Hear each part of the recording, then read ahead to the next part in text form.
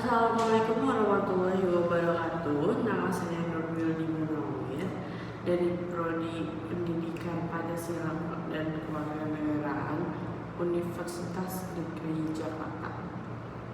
Saya di sini akan menjelaskan atau memaparkan refleksi dari pembelajaran mata kuliah Pendidikan Nilai Norma dan Moral Pancasila.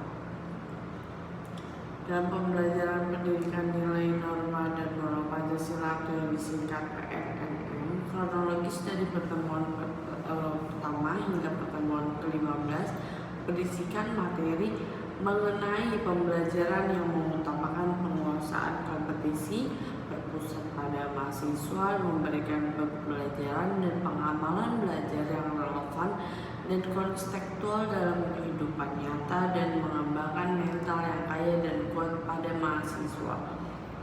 Di minggu pertama, perkuliahan diadakan secara luring dimulai dengan membahas rencana pembelajaran semester atau RPS, kemudian dilanjutkan dengan pemahaman materi pengantar filsafat etika dalam filsafat Pancasila, mencerminkan pandangan hidup dan nilai-nilai seperti spiritual, religiusitas, nilai-nilai, norma-norma yang diwujudkan dalam Pancasila sebagai dasar negara.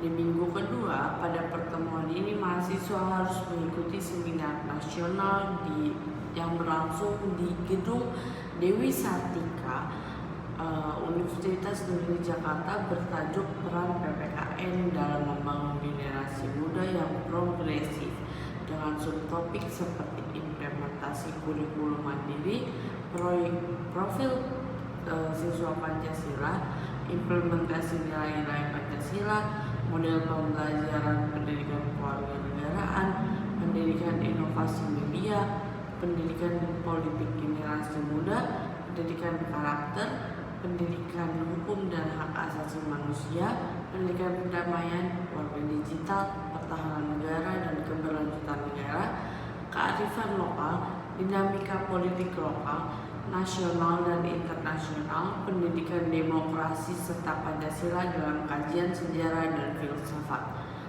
Lalu seminar ini merupakan forum diskusi yang sangat baik karena memberikan kontribusi kepada mahasiswa atau pemakalah dalam konteks civic education atau CEC. Pada minggu ketiga, perkuliahan diberikan secara luring tatap muka, melanjutkan pembahasan sebelumnya mengenai konsep etika nilai dan moral dengan menggunakan teori Erikson. Teori ini menjelaskan secara rinci konsep tindakan yang harus diambil, merinci pada pandangan kurva John tentang dinamika nilai. Lalu dosen menghubungkan teori ini dengan konsep psikoanalisis Sigmund Freud yang menggambarkan struktur kepribadian manusia dalam 3 bagian utama, yaitu egoisme, superego, dan ego. Lalu minggu keempat, mahasiswa menyimak hasil pemaparan kelompok 8 tentang teori integritas versus keputusan dari sudut pandang Erikson. Pada teori ini merupakan teori yang menjelaskan tahap akhir perkembangan psikososial. Pada tahap ini juga menerangkan bahwa orang mengalami kesadaran akan hidupnya dan menghargai makna dan tujuan hidupnya. Lalu di minggu kelima, pada pertemuan ini mahasiswa dari kelompok 1 memaparkan presentasi dengan judul Trust versus Mistrust dalam perspektif Erikson. Konsep trust mengembangkan perasaan kepercayaan terhadap orang-orang sekitarnya, sementara mistrust adalah kebalikannya, yaitu ketidakpercayaan. Lalu dilanjutkan dengan pemaparan teori otonomi oleh kelompok 2, teori rasa malu dan ragu dari sudut pandang Erikson, yang merupakan salah satu tahapan perkembangan psikososial.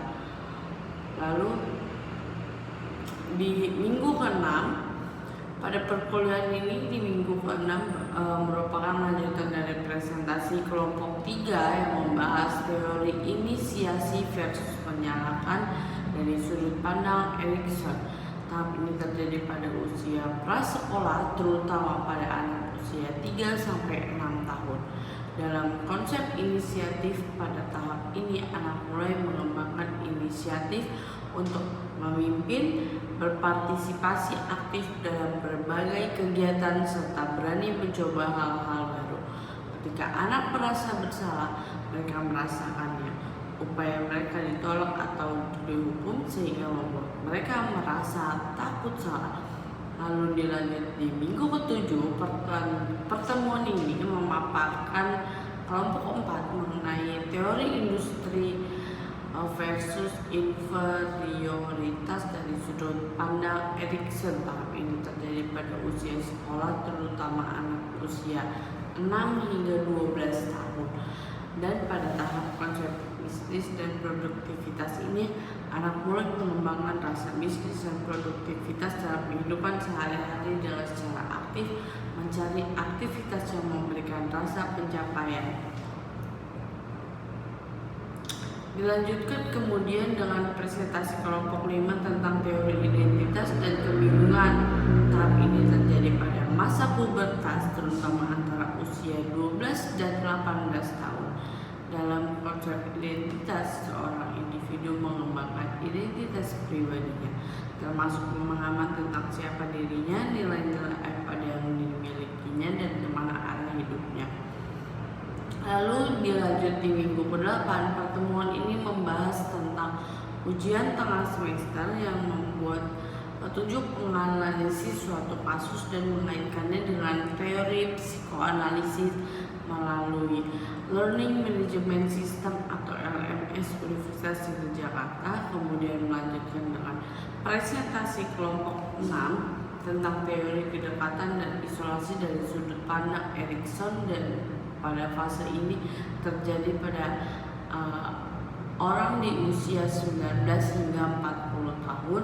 Lalu dilanjutkan dengan pemaparan kelompok 7 membahas tentang teori generivitas dan stagnasi dari sudut pandang Erikson, dan fase ini terjadi pada orang usia 40-65 tahun.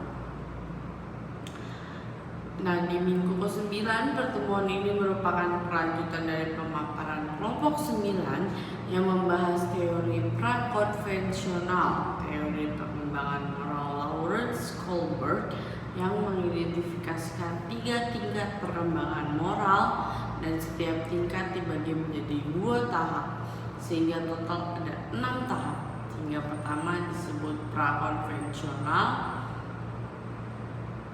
mencakup konsep moral sederhana yang ditemukan pada anak-anak dan sejumlah kecil orang dewasa. Lalu dilanjutkan oleh kelompok 10 dengan pemaparan teori tradisional. Pada tahap ini orang melihat tindakan baik sebagai penumbuh hubungan positif dan berusaha bertindak untuk mendapatkan persetujuan dan menghindari konflik. Di minggu ke-10, pada minggu ini dilanjutkan dengan pemaparan kelompok 11 yang membahas teori postkonvensional yang mencerminkan puncak perkembangan moral individu, di mana mereka dapat mengartikulasikan pandangannya tentang kebaikan dan keadilan. Tingkat pasca tradisional mencerminkan kemampuan individu untuk mempertimbangkan prinsip-prinsip moral yang lebih tinggi ketika mengambil keputusan, meskipun hal ini berarti melanggar norma-norma sosial yang berlaku di umum. Dan pada minggu ke-11, di pertemuan ini membahas beberapa keputusan presiden yang berpengaruh dalam konteks sistem pendidikan nasional Pancasila Indonesia. Keputusan Presiden nomor 145 tahun 1965 mengatur tentang nama, tata bahasa, sistem utama pendidikan nasional berdasarkan Pancasila. Selain itu, keputusan Presiden nomor 10 tahun 1979 mengatur tentang pelaksanaan Badan Pengembangan Pendidikan dan Pedoman Pengkajian dan Pengapalan Pancasila. Selain itu juga peraturan terbaru, yaitu keputusan Presiden nomor 7 tahun 2018 tentang pembentukan Badan Pembina Ideologi Pancasila, dan keputusan Presiden nomor 54 Satgas Presiden Bidang Pembinaan Ideologi Pancasila tahun 2017. Lalu di minggu ke-12 pembahasan mengenai perbandingan religiusitas Pancasila dengan spiritualitas Pancasila.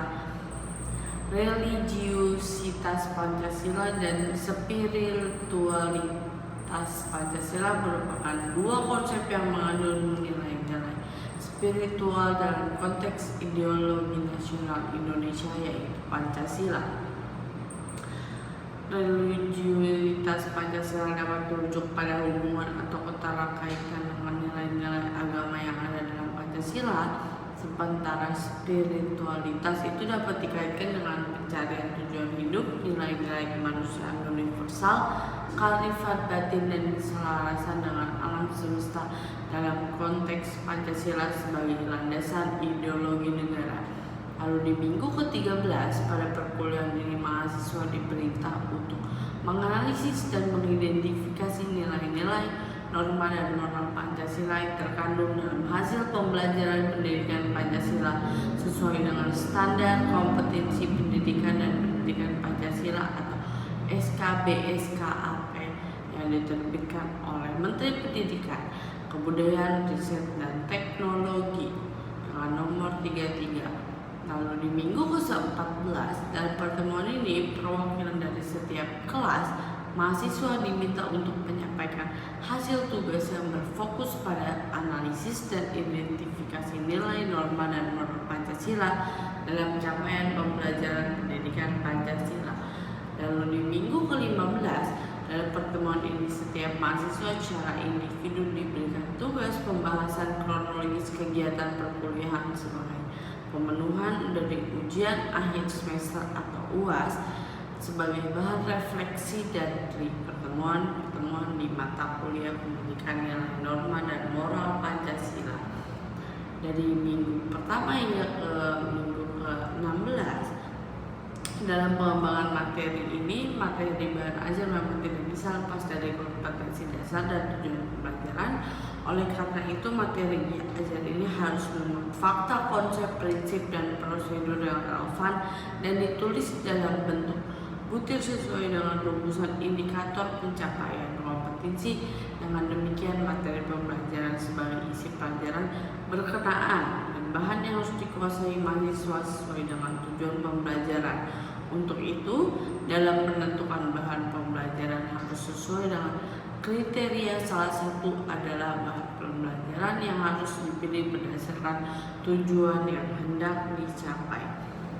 Oke, baiklah, itu dia analisis dari pertemuan pertama hingga pertemuan ke-15.